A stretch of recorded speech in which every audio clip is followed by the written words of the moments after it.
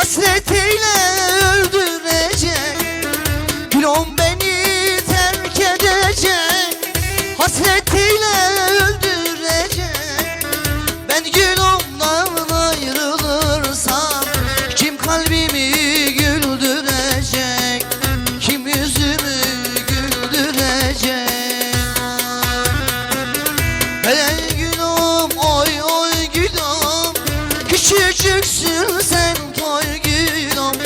Hasretinden ölüyorum, gel beni kabre koy gülüm. Ay.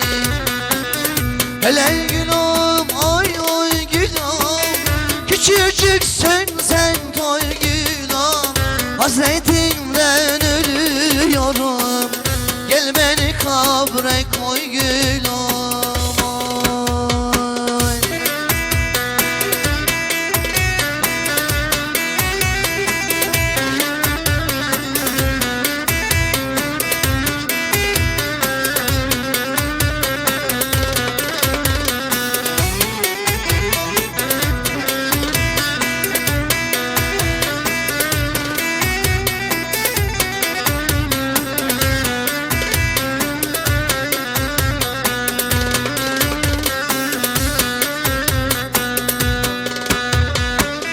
Gökte yıldız sayılır mı? Allah bizi ayırır mı? Gökte yıldız sayılır mı? Mevlam bizi ayırır mı?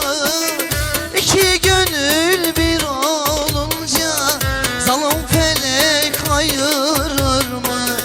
Zalim felek ayırır mı? Hele gülüm oy oy gülüm, küçücüksün sen toy gülüm. Hasretinden ölüyorum, gel beni kabre koy gülüm. Hele gülüm oy oy gülüm, küçücüksün sen toy gülüm. Hasretinden ölüyorum, gel beni kabre koy gülüm.